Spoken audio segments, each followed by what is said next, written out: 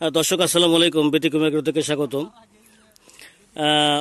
আধুনিকতা চাষ করলে যে আপনার ফলন বেশি আসে, এটা কতটা ভুল ধারণা, এটা আপনাদেরকে আজকে ভাঙিয়ে দিব, আপনাদেরকে দেখাবো। আমি অ্যাট ফার্স্টলি আপনাদেরকে একটু ফলনটা দেখাইছি। দেখেন এত বড় একটা জমি, আমি একটু জমিটা দেখাই। এখানে কিন্তু মালচিং ব্যবহার করা হয়েছে। কি কি ভুল আছে সেগুলো আপনাদেরকে ধরিয়ে দেব, যার কারণে ফলনটা দেখেন কি অবস্থা। ফলন এই কয়টা ফলন দেখি এরকমভাবে চলে।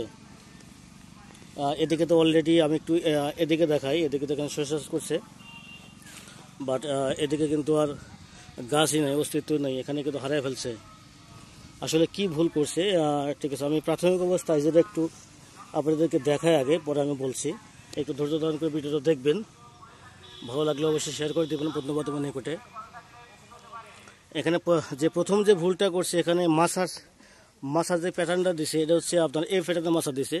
আপনি কখনো এই শসাতে এ প্যাটার্নের মাছা ব্যবহার করবেন না, শসাটা হচ্ছে আই প্যাটার্নের মাছা ব্যবহার করবেন। আই বলতে খাড়া যেটা হবে, সেক্ষেত্রে কী হবে, দুই সাইড থেকেই ঠিক আছে আপনার ওই ঠিকঠাক করে সেবা দিতে পারবে, ঢুকতে পারবে। এবং আরেকটা যেটা ভুল দেখেন, যে ব্রাঞ্চগুলো আছে দেখেন, এখানে কিন্তু নিচটা ছড়িয়ে ছিটিয়ে আছে, এইগুলো কিন্তু ব্রাঞ্চগুলো কিন্তু একটু সুন্দর করে উঠে দিবে। আপনার এখানে আই প্যাটার্নের এ প্যাটার্নের মাছা দিছে ভালো কথা। যদি এগুলো একটু ছড়িয়ে ছিটিয়ে যেগুলো আছে এগুলো যদি একটু উঠে দিত, ঠিক আছে, তাহলে কিন্তু ফলনগুলো আরও বেশি সুন্দর হইতো। যদিও কিন্তু মানে জাতটা কিন্তু ঠিক আছে, একটা ভালো জাতের দেখতে পাচ্ছি, বাট এখানে আপনার পরিচর্যার অভাবের কারণে হচ্ছে এখানে সে ভালোভাবে ফলন নিতে পারে নাই। আমি একটু যদি এদিকে দেখাই। এবং আরেকটা যে মেইন যেটা আরেকটা ভুল আছে, যেটা ওটাও একটু আপনাদেরকে প্র্যাকটিক্যালি দেখাই। এই যে দেখেন, যে মালচিং ফিল্মে যে বেছানো হয়েছে, এই দর্শক আমি একটু চাপ দিচ্ছি হাত দিয়ে, দেখেন দেখা যাচ্ছে কিনা জানি না। দেখেন এখানে কিন্তু লুজ, এই যে দেখেন একদম লুজ হয়ে আছে, একদম লুজ হয়ে আছে। যে মালচিং যদি এরকম লুজ থাকে, ঠিক আছে, তাহলে কিন্তু আপনার ফলনটা ভালো আসবে না। টান টান থাকতে হবে এবং অ্যাকুরেট থাকতে হবে, মাটিগুলা লেগে থাকতে হবে।